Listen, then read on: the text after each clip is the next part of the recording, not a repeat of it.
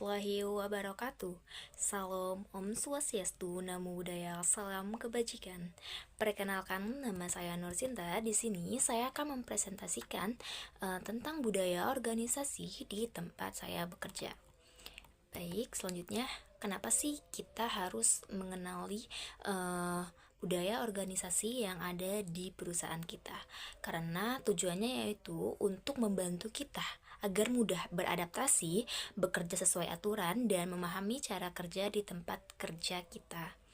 Selanjutnya ada visi, misi, dan filosofi.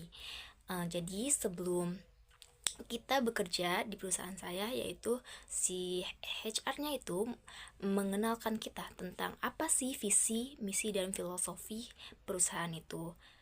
Nah, visi, misi, dan filosofi yang ada di perusahaan saya yaitu visinya menjadi perusahaan IMS yang terkenal secara global. Tujuannya yaitu untuk membuat pelanggan tersenyum untuk masa depan yang lebih cerah. Sedangkan misinya yaitu kekuatan kami adalah menjaga dasar yang kokoh dan prinsip-prinsip yang baik berdasarkan kejujuran dan kepercayaan dan berdasarkan satu arah, satu hati, dan satu keluarga. Yang kedua, ada cara terbaik kami untuk memuaskan pelanggan adalah dengan memberikan produk dengan kualitas terbaik, bekerja dengan lebih efisien, dan lebih kooperatif. Nah, filosofi yang ada di organisasi ini yaitu one way, one heart, and one family, yang mana artinya one way itu satu arah, kita satu arah untuk mencapai satu tujuan yang di perusahaan itu, yaitu menjadi perusahaan IMS yang terkenal secara global, one heart, satu hati, dan one family, satu keluarga. Jadi di perusahaan ini lebih kekeluarganya tuh sangat erat sekali. Selanjutnya ada sosialisasi dan artefak budaya organisasi. Nah, di sosialisasi ini bagaimana sih cara perusahaan mensosialisasikan visi misi itu kepada karyawan baru? Yang pertama yaitu tahapan pada training, seperti saya sebutkan tadi. Nah, di tahapan training ini si karyawan baru itu dikasih tahu apa visi misi perusahaan dan produksi apa perusahaan ini. Yang kedua yaitu buku panduan. Nah, kita diberi buku panduan yang berisi tentang budaya perusahaan, peraturan-peraturan yang ada di perusahaan, dan etika kerja. Yang ketiga ada body system. Tahapan ini adalah tahapan di mana karyawan baru diberi mentor untuk menjelaskan bagaimana sistem kerja yang ada di perusahaan. Nah, selanjutnya ada artefak budaya. Artefak ini yaitu seperti logo, ID card, pakaian seragam, dan ruangan kerja. Nah, di ID cardnya itu biasanya di belakangnya itu ada tulisan visi dan misi perusahaan. Selanjutnya ada budaya dan standar kualitas organisasi. Budaya organisasi yang diterapkan perusahaan ini yaitu yang pertama ada kerjasama tim, di mana perusahaan ini mendorong kolaborasi antar tim untuk mencapai tujuan perusahaan. Nah, kerjasama tim ini tuh sangat penting karena untuk memastikan produktivitas yang optimal dan meminimalkan konflik antar karyawan. Yang kedua ada kedisiplinan dan profesionalisme, di mana sebagai perusahaan asal Korea, perusahaan ini mengadopsi budaya kerja yang mengutamakan kedisiplinan waktu, efisiensi, dan profesionalisme dalam bekerja. Yang ketiga, ada inovasi dan adaptasi teknologi. Sebagai perusahaan elektronik, inovasi juga menjadi nilai utama di perusahaan ini. Nah, perusahaan ini tuh selalu mendorong karyawannya untuk selalu belajar dan mengikuti perkembangan teknologi agar tetap kompetitif di industri. Yang keempat ada work-life balance. Meskipun berorientasi pada hasil, perusahaan ini tetap memperhatikan karyawannya loh, di mana keseimbangan pekerjaan dan kehidupan sehari-hari di sini tuh sangat balance gitu. Jadi lingkungannya itu sangat mendukung dan keberagaman budaya, menciptakan suasana kerja yang inklusif dan nyaman.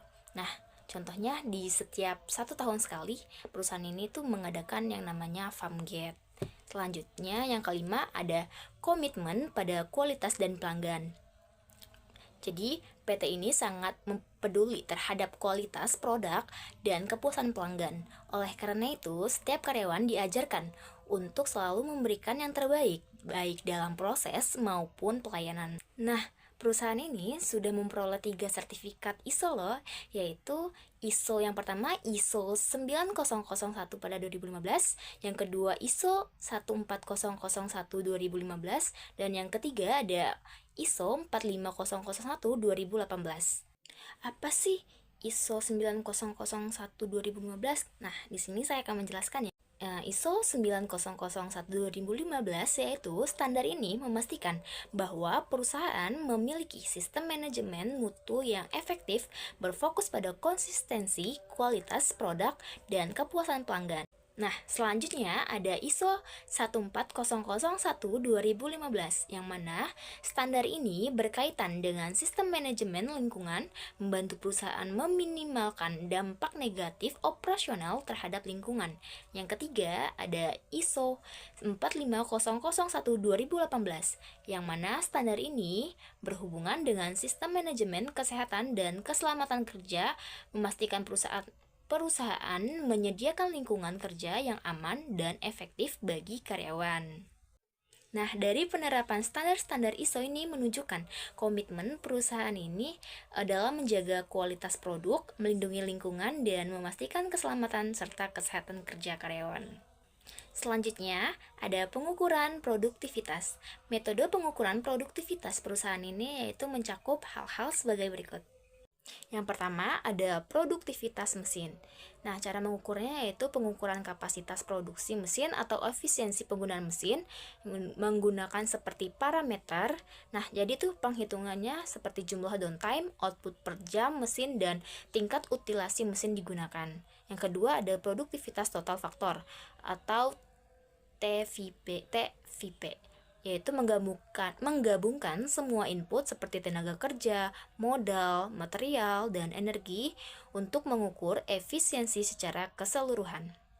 Yang ketiga ada KPI, yang mana fokus ini yaitu pada indikator tertentu seperti tingkat defect atau cacat, on time delivery, and lead time.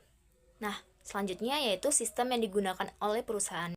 Ini yaitu ERP. Bisa dilihat di sini sistem ERP-nya. Nah, sistem ERP-nya ini tuh berfungsi untuk mengontrol setiap aspek proses yang terjadi di perusahaan ini, seperti inventaris, kontrol kualitas, pengembangan sumber daya manusia, perencanaan kebutuhan material, produksi, pembelian, manajemen hubungan pelanggan, penjualan, dan akuntansi. Nah, jadi di sistem ERP ini tuh semuanya ada. Selanjutnya, inovasi dan kreativitas. Nah, perusahaan ini telah menunjukkan komitmennya terhadap inovasi dan kreativitas dalam berbagai aspek operasionalnya. Nah, di sini saya mengambil contoh konkretnya yaitu dalam penelitian yang dilakukan oleh Tania pada tahun 2007. Ia menjelaskan upaya perusahaan dalam meningkatkan proses penjadwalan produksi. Nah, jadi di sini ditemukannya bahwa sistem penjadwalan produksi di perusahaan ini meningkat dan sudah mencapai efisiensi yang lebih baik. Nah, selain itu juga perusahaan ini juga dikenal dengan komitmennya terhadap kualitas dan inovasi yang tercermin dalam berbagai sertifikat internasional yang telah diraihnya. Berikut sertifikat yang saya temui di perusahaan itu. Ini saya mengambilnya itu dari sumber ini ya teman-teman. Nih sumbernya bisa dilihat. Saya dapat sertifikat ini dari web perusahaan. Nah, cukup sekian presentasi saya.